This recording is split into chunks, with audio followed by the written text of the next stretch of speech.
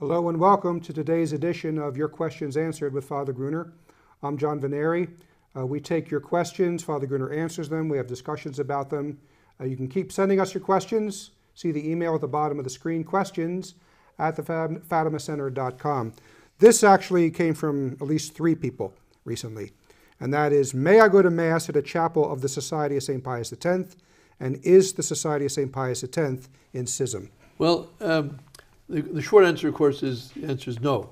And of course, no, they're not in Schism. Yes, you may go to Mass. Yeah, exactly. Exactly. Yes, I answered the last question you put to me first.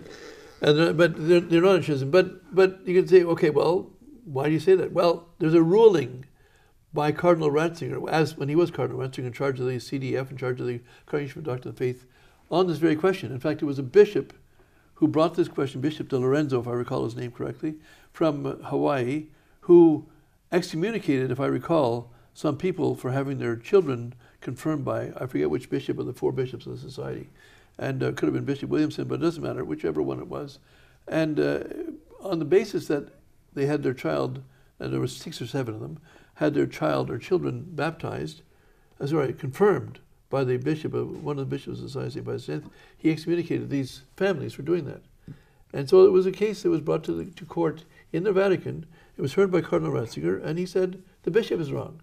Now, let me tell you, having the Vatican come out and say the bishop is wrong is unusual, to say the least. It doesn't happen every day. But in this case, he clearly said, no, people have a right to have the bishop, and they're not in schism for having a Society of St. Pius X bishop confirm their children. That should be enough for them. But I would like to answer more, but maybe you have to comment yourself. Well, no, I think this is a topic we've talked about before, and that is that, you know, what you have to ask the question. It's something you say all the time, that for you to be put under an ecclesiastical penalty, you have to have committed a crime. Yes. So first of all, what crime has the Society of St. Pius X committed? And it's what I call the crime of fidelity. Yes. Because they have remained, and traditional Catholics like them, have remained faithful to what the Church and the popes have always taught for 2,000 years. Just so you know, I mean, what you're quoting me, but it's really not me you're quoting the new code of canon law promulgated by Pope John Paul II, in which says that in order, and I presume it's in the old code too, but it's in the new code, I think it's 221, if I'm not mistaken, that no one, not a priest, not a bishop, not a society, and not a layperson can be punished by the Church, called that he's suspended, called that he's excommunicated, called that he's whatever, and given penalties besides being given those titles, unless he's actually committed a crime worthy of that penalty. And they haven't got a prime for the society in the first place. And the fact is, we could talk about this for a long time, but is it a schism? No. And the second question is, can I go to Mass, St. Pius X? Also, we had cardinals in the Vatican. The Ecclesia Dei office, yes. Yeah. They actually said, it's funny because they said, and this happened twice, and at least in one of them they said, not only may you go to Mass, but you may also give contributions. Yes. And they put a proviso in, saying something like, so long as you don't mentally attach yourself to their schism, or something like that. Well, that's true, but there is no schism. Yeah. So you can't attach yourself to something that isn't there. Yes. Well, first of all, I mean, if you want to mention just a little further, the fact is, in 1975, I happened to be in Rome. I just arrived in Rome for my teaching job in the United States, and I was in Rome, and it was noted in the papers, the daily papers, in Rome, that Archbishop Lefebvre had just filed his appeal to the Apostolic Signatura. The Apostolic Signatura is the highest court in dealing with these matters, and that the Bishop of Sion in Switzerland had, quote unquote, suppressed the society. But the law of the Church, the old law, said that a bishop could not suppress it, even if he was a founding bishop, if there was in 3 different dioceses. Well, the SSPX by that time was in 3 different dioceses. It was clearly contrary to the law.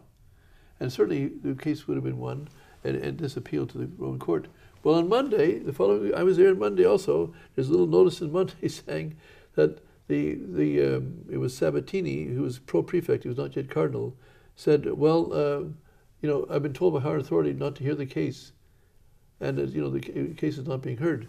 Well, it turns out people think the higher authority is the Pope. It wasn't the Pope. It was Cardinal Vio.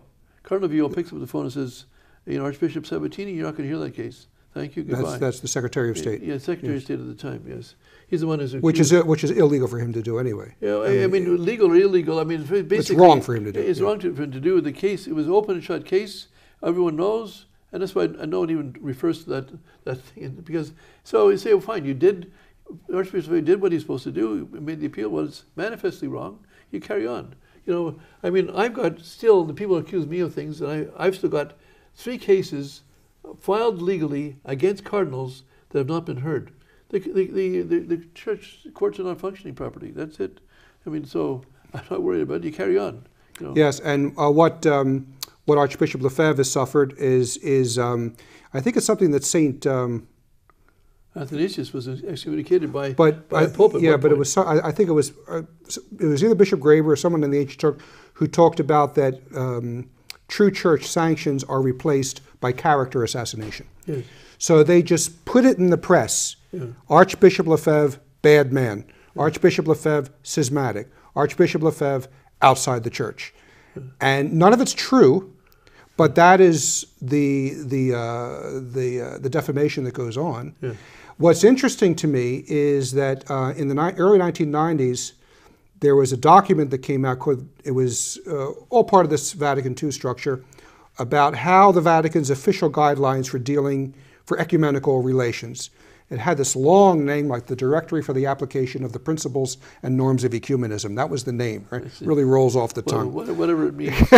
But anyway, after that document was released, someone said to Cardinal Cassidy, who was head of the Pontifical Council for Christian Unity at the time, someone said, well, this is for dealing with people outside the church, like Protestants, so why don't you use this document to deal with the Society of St. Pius X? And Cassidy said, well, no, because the Society of St. Pius X is an internal church matter. He himself refused to say that the society was some sort of group that's outside the church. And Cassidy was no traditionalist. He was not traditionalist, conservative. and he would not have been in favor of the society's push to show the problems with the Second Vatican Council. Yeah. That was truly an objective statement that he made. So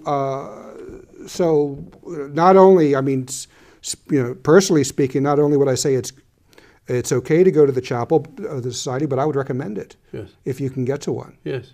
They're not everywhere. No, they're not everywhere. There are only about 500 priests. I'm 500 or so. I'm not quite up with them, but I'm so, and they stretch themselves thin.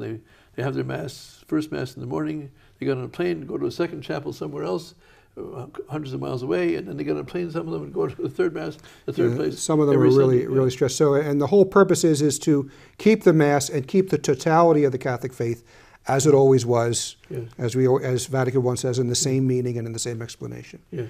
So we hope that's helped. Send us more questions about this if you want some follow-up, and we will see you next time.